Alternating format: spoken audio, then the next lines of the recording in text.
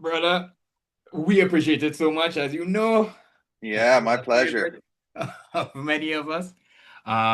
We chatted for a while, but I just have a couple more questions I want to ask you, if that's Yeah, cool. no problem, man. No problem. This has been such a blast, and Yeah, like I was saying, man, we appreciate you guys for not only this, but for everything you guys do for the scene, man. It's so rad, and just stoked to be a part of it. thank you. I feel blessed to be working with Root Fire, let me tell you, because I Yeah, admired them from afar before I started working with them. So, yeah. yeah, No, it's amazing stuff, and it's just such a rad vibe, and anytime I can get with you guys, I'm more than happy. So thank you again.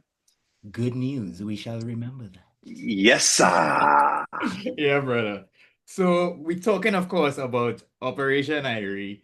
Y'all have just brought so much joy to the scene with this covers compilation. Fire straight up and down. But what I was wondering is every young band, right? Most young bands, you start off just ultimate stoke, ripping your favorite tunes. You don't have your own tunes yet. You're just going nuts. So I was wondering when yours started in Mr. Brett's garage or whatever it was, what's Yeah. some what's some tunes that yours started off with? Oh my God, you just asked the best question ever. So, this is going to be a long answer, but Good, it's good. it's We a like good it's a those. good yeah, it's a good one because so we were at our studio, Kona Town Recording in Redondo Beach here, before we left for this last tour. So this was in August, and Yeah. we just did two like 3 day sessions, just working on some new music, and Kaleo came up to the studio and he found a cassette tape that was our first ever recordings Nah. from like 1998 or something like that. What? And it had it all on there. And so point being is we listened to the whole thing and it was honestly a beautiful moment because it was something we It hadn't had to heard be. for that we hadn't heard for so long. And since then we've been a band for over 25 years and just to like it was just this amazing like back to the root of our band and Yeah. all of us in the studio together and it was literally I'm telling you it was so beautiful just listening to this Emotional where has to be. yeah Yeah. yes it was so rad, so beautiful, so healthy, and like and it's what started off our session in the studio, so we were like listening Beautiful. to like this amazing like first passion that we were doing, and on there included Offbeat Bare Ass by 311, we covered. Ooh. Romeo from Sublime, we covered. Um, uh, uh, Real Big Fish, the song Beer, we used to cover all the time. Nice. Um, and then let's see. That was all that was on the tape, but there was definitely a few more that we would jam back when we were playing parties in Kona and stuff like that. And we would actually do Rage Against the Machine, Bulls on Parade as well, which that kind of actually extended even into like 2005. Um, And this was from this start, was it real reggae in it? Or just playing it straight down the middle at first? oh yeah, just straight down the middle. Okay, yeah, yeah, yeah, nice. Yeah, totally. And then let's see what else was there. I think there was definitely a couple more Sublime songs we would jam. And then oh, we also on this actually wasn't totally front and center or down the center, I should say, but we used to do a cover of Violet Femme's Blister in the Sun, Nah, but we did it kind of like a punk rock style. So right. we would and this was on that tape. It was recorded on that tape, so it was amazing to listen to. So we would do like the dun dun dun dun dun dun dun dun dun dun dun dun dun papa papa dun dun dun dun dun dun dun. And then we were it was funny, like I think we called the song Violet Femmes Suck, and nothing bad. Like we have massive respect for Violet Femmes and we love them. Yeah. But at the end of the dun dun dun dun dun dun dun dun, we would go into this nuts punk rock part. Let me go Like triple on time like a or something. blister in the sun. Let me Yeah. go on. Yeah, shit, it was like quadruple time or something. You know what I Yeah, mean? yeah, Let yeah, me go on. yeah, So we would lead into this, and we would be like, "Violet Femme sucked," and yeah, so we turned that because that would like if you listen to our first record, Given It, it's like such like so much punk rock and ska I and like know, a yes, absolutely. yeah, and Yeah, yeah, yeah, like a yeah. little bit of reggae. So So yeah, that's kind of where our head was at. So we turned Violet Femmes, Blister in the Sun to pretty much a full blown punk rock tune. But that was probably the main stable of our cover tunes that we were doing back then. Because I mean, because to be honest, like, got to give credit to Brett and Cleo that the first practice we ever did before, they had a couple original tunes. One of them being "Unsafe Bridge," which is the first song on "Given It," Giving it. and that was the thing that, like, I rolled into that first practice and I was like, "Oh my god, you guys have some originals?" Right song? Yeah. So Yeah. I was like, "Oh, it's on. Let's do this." You know what And I mean? how So old are you all here, roughly? we were about Brett and I were 17 and Cleo was 18. Yeah, bro. When you walk in and somebody has and a good song at that age, Dude, you're like, what is going on, bro? dude, totally. So that was just, I mean, major inspiration. And then Yeah. obviously all those bands that we were covering were such huge inspirations to us. And yeah, and that's, I mean, and that's really like, if you want to take the absolute root of Operation Irie, I mean, you could plant it right there Yeah. because that's like in 1997, right after or right when we started the band, was only maybe like 4 or 5 years after we'd first heard Bad Religion, we'd first heard Pennywise, we'd Yeah. first heard No Effects. We Yeah. first, because you got to understand, living in Kona, it was impossible to get independent music from Set independent it up. record I labels. know exactly what you mean. Yeah, it was Yeah. only the major labels that you could find stuff. So I used to have to beg my mom to fly us to Honolulu because there was a comic CD store there called Jellies. Yeah. And that's the place that had all the Epitaph releases, all the Fat Record releases. That's where you could go get No Effects. You could get Lagwagon. You could get even Sublime. You could get Sublime. You could get just any of the rad stuff that we'd all been introduced through surf videos. Like I was saying Mhm. earlier Yeah. about the Taylor Steele made these amazing, groundbreaking, just absolutely culture shifting videos called Momentum and Momentum 2. Mm. And they were littered with this amazing music that just blew our minds. And it was all that Bad Religion, Pennywise, No Use for a Name, No Effects, Sublime. Sublime actually on Momentum 2, the Shane Dorian section, it was the Descendants Hope cover that was on there, and I thought it was a Sublime song because I don't think I'd heard. I think I found Descendants through Sublime, Yeah. and so I first heard that, and I was like, I put, and not in a bad way at all, but I put Sublime right next to Pennywise, No Effects, and Bad Religion because Yeah.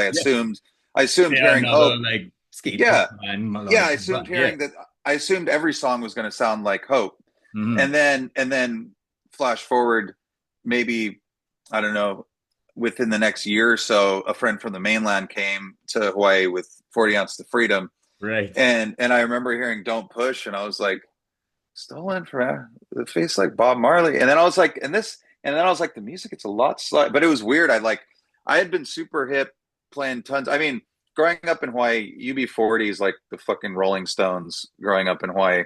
So like very privy to reggae, like everything on the radio was reggae music growing up in Hawaii. So Yeah. I've been listening to it a ton, but I was so thrown off from going from Hope to Don't Push that I didn't even put together it was reggae until, I don't know, maybe the next 6 months or the next year. Time's so different when you were young. Yeah. Yeah. Yeah. Like 6 months seemed like 6 years nowadays. So But it's um so funny how just because of the context, you're like, oh, okay, they're doing an odd thing with their punk. Yeah. yeah. It's so weird how that happens. The context was everything, and the Yeah, context yeah, usually man. is everything.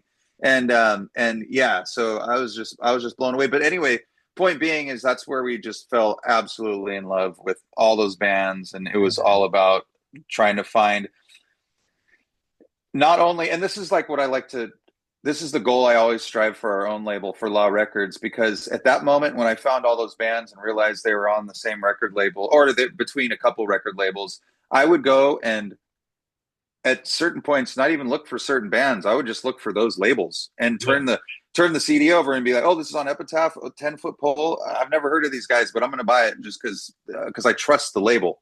I trust what exactly. they do. So it's like that's always been our North Star and our kind of guiding light of our goal with Law Records, is trying to bring that level of trust that all these amazing labels do. And then to take it further, it's like that's where, like I was saying earlier, direct inspiration of doing Operation Irie was the Epitaph Punkorama compilations. Fat Records Yeah.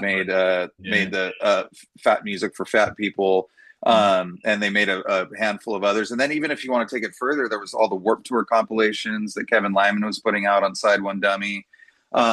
So yeah, I mean, all that was just like It's in your fuel. DNA at this point. Yeah, thank you. That's the perfect way Yeah, of putting yeah, it. yeah, yeah. It's in our DNA. It's the fuel in our gas tank. It's part of our fabric that's just been woven in. Because it's funny, I've been seeing this like meme that goes around saying how like the music you listen to from the time you were like 14 to 18 or something is the most transformative music you'll ever listen to in your life. And it's like that's exactly what Epitaph and Fat Records and Skunk Records at that did for us. You know what I Mm. mean? It was so it uh unbeknownst to us at the time, it was setting us up for our mission ahead. You know what I mean? And it gave us everything we needed, all the inspiration. If we really dug in and paid attention to what was going on, it gave us ideas and it gave us I mean, that's the reason we started Law Records, and it was technically 2003 when we started it. I remember we were on Warped Tour at the time, and it was just like we were like, Sublime's got Skunk Records, NoFX has and Fat Mike have Fat Records, Mr. Brett has Epitaph. Like we need our own label. Oh, it's obvious, right? Yeah, yeah, yeah, and That's the you know what I mean. beautiful thing So about stuff like that. It's not like, oh man, what do we? It's oh yeah, that's what you do. yeah, yeah, yeah, yeah, yeah. No, no, that has to happen. So let's do it. And I mean, the first few years we started it, it's like we just reissued our first record, the Given It record, and that was kind of the main driver of it. And then we didn't really know what we were doing, but we had a label, quote unquote, and that was it. And I mean, thank God we did that, because it's like, years and years later, it's like that's all we ever are going to do, and that's all we ever want to do, is just release our own music through our own label, and be able to lift up other bands, and just create our own little ecosystem that, when the tide rises, all ships rise. 100%. See, this is why we like long answers, bro. Yeah, That was exactly. beautiful, man. Yes. And yeah, it's so it makes me so happy that the people that did the work and went through the struggle and all that of, I mean, honestly, having a little imprint or indie label, Yeah. it is a lot of work. But now at this point, with how things are today, thank God. You know what I Yes. mean? Absolutely. And like just Yeah. with the way things are going too, like with AI, and with just like the just even the like even take AI out of it, just the sheer Mhm. amount of music Just that evolving, is yes. yeah, that is being released. Like I think I don't know what the number was, but there's an It's wild. ungodly amount. Yeah, Yeah, like there's an daily. ungodly I amount can't of remember. It's music. crazy, like 30, something crazy. Yeah, so to have our own filtering system per se of our Yeah. label, it's like I think it just becomes more and more valuable, where good music becomes a needle in a haystack per se. You know what I mean? Where it's like we want to do the sifting through the haystack for everyone, and fucking grab that needle and hand it right to them. You know? Yeah. And I hope you know, y'all currently have that same effect that you experience with Epitaph and those kind of things. I know so many Nice. people who are just saying like, oh, it's a new Law Records artist. All right, fine. Let me hear that vibe. Oh man, I love to hear that. I love to hear that, man. That Yeah. really that makes my day, week, month, makes it all, man. You're doing it. You're doing your thing. Um, so I'll ask you one more question. Yeah. If there's a volume two, and please, Lord Jesus, let there be a volume two. No pressure. But if there was, what is one song that you would love to cover on there? Ooh, I man, that's know, a good I one. know. Okay, but hold on. I'll give you uh, a little alpha, as some say here. Before there can possibly be a volume two, there's Mhm. going to be a vinyl release of volume one first. So everyone definitely look out for Okay. that, because we're starting to circle the wagons on Operation Irie vinyl, because I know a bunch of people have been asking about that. we didn't want to release it at the same time because we wanted to just kind of, with so many artists and how we were releasing a track every week and stuff, we just kind of wanted to make sure the focus was on that and on the music, and just kind of uh, magnifying that. And now we're going to make the second splash with vinyl, which will be coming here soon. So Right. look out for that. And then I mean, if it's up to me, and I wanted to say right now, I would say 100% there's going to be a volume two. Right. Um, but yeah, but that's definitely a little bit of ways out. But let's see, if if if we were going to do a song, oh, I know, it would be an Operation Ivy song, 1,000%. Yeah. Yeah, yeah, because like like we were talking about earlier about all the bands and like what songs they were choosing and how they chose them and whatnot. There was a Mhm. couple Operation Ivy songs that were getting thrown around, and then like no Operation Ivy song ended up on it, and then so like a couple of people are like, "Damn, I wish there was an Operation Ivy song," just because the name Operation Officer Ivy is Irie, of obviously, course. yeah, Yeah, obviously a yeah. huge a direct homage to them. But yeah, that would be 100%. And I think if I was gonna say which song I would want, I would say Freeze Up. So Operation Ivy Freeze Up would be because that's got the sick fast ska part, which we could Yeah. probably maybe change up to like, I don't know if we want to do part of it in halftime, or but it also has that epic breakdown reggae bridge on it. Right. One too many around, one too many around. The it's just so sick. It's And tailor made for that. yeah, no, Honestly. absolutely. Yeah. And also another band I want to give flowers to, which is one of the most underrated bands ever, besides Pacifier, because they are definitely one Hmm. of the most underrated bands ever, is the Pilfers. And I don't know if you've ever heard of the Pilfers. No. Oh yeah, Thank you for the homework. they were on I think they were on Mojo Records, and they put out one just amazing album in I think 1996 or 1997. Around it was around that like third wave of ska that was Yeah, coming, when like yeah, yeah, yeah. Goldfinger was coming out, and No Doubt was kind of like making a real charge, and the Real Big Fishes, the Less Than Jakes, all that. Yeah, it came out around that time, and Mhm. Pilfers are amazing. So yeah, to cover one of their songs too would be super super rad. But Right. I'm gonna go with Operation Ivy Freeze Up. I know that answer is gonna have a lot of people just like, yes, like you Yeah, said, probably so many yeah, people were like, hey, what's the Operation Ivy song? yeah, So yeah, exactly. it's almost better though. It's almost I better. Hey, as they say, leave them wanting more. You understand? Yeah. Now everybody's like, okay, well, we will definitely be looking at volume two, so we get our Operation Ivy song. Yeah, exactly. It's perfect. Perfect. It's going just to plan. It's going perfectly to plan. Genius, genius. You're a scientist. Yeah. So actually, yeah, and you mentioned the vinyl. Is there anything else like just going? I know you all just did the tour and everything. Is there anything Oh, else in the camp right now you wanted to yeah, let people know? yeah. Like I was saying, we were in the studio in August, so we've got a small handful of new songs that we're super excited about. So we're going to be probably like after Closer to the Sun, we'll probably be getting back into the studio to finish those small handful of songs. We have the 20-year anniversary of our No Shame record Mhm. Yeah. is on the horizon, so there'll be some activations for that. Obviously, this year it was kind of a small kind touring schedule. So next year we're going to kind of hit it a little harder, and we've got some super super rad touring stuff that is all in the oven right now, and it should be baking here soon. So new music, uh, Mhm. uh, uh, new rad tour next year. And then also, we're going to get back into the studio and try to work on season two of our podcast. Yeah, Lovely. so we're Yeah. trying to figure out. Everyone loved the lore and The all the backstories and yeah, everything. yeah. Which I mean, I obviously we're all music fans first, like I was saying before as well, and I love I love the details, man.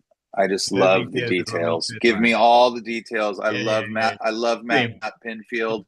I love all the students of the game that just share all their knowledge. And so I Mm. knew when we were going down the road to make the podcast that, you know, it was something we were just going to love doing because we love hearing the same kind of stuff. And we actually, little fun fact, we took the idea of the podcast from the It's Always Sunny in Philadelphia podcast Okay.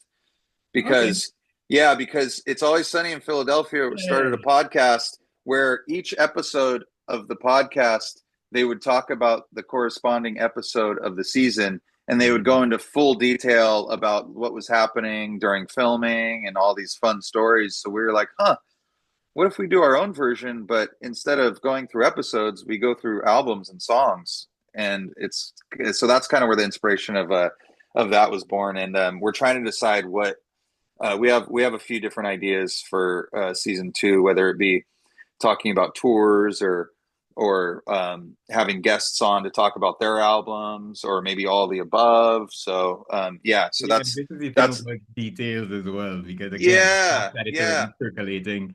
It's nice to absolutely. have that lane or that theme that you can settle into and be like, all right, I'm Abs ready. 1000%. And then we actually are about to sign a new artist to Law Records. So we're gonna have some fresh blood in the community, if you will. And we just recently, over the last like 6 months or so, signed Casey Smiles. So we've got some new music from him coming out. We've got Vaughn Aaliyah's got a new album that her and Cosmic are almost done with. The Sideways Boys are working on some new music. Tunnel Vision Boys just were in the studio with Denim writing new music. So yeah, I think 2026 is going to be an onslaught of new music, not only from your boys, but from all Law The whole Records. So crew. Yeah. yeah, yeah, it's very exciting. I mean, I don't think anybody's gonna be sad about our news. Yeah, 2026 sounds like a good time from the get. yeah, yeah. And that's what, hey, let the fun lead the way, man. Let the fun lead the way. It's what We it's need all it, man. about. We need If it. Yeah. yeah, yeah, it's music. It's supposed to be fun. It's Mm. literally real life magic. It's supposed to be fun. Yesod, listen, thank you so much for doing this, man. Oh, brother Um, Sags, you're the man, King. Thank you so much for the time. man, like this album. Yeah, and See this much. grin? Yeah, I love it. I love it. I love it. Dread to dread, my brother. Yeah, yeah, yeah, yeah. Sorry And about it. also huge shout out to Root Fire. You guys always support the boys, and Big ups you to know, Root Fire. nothing but gratitude. Much respect, Root Fire. Big up. Yes, sir. Yes, man. All right, brother. Thank you so much. My And pleasure, brother. You have a wonderful rest of the week. you too, my guy. Aloha.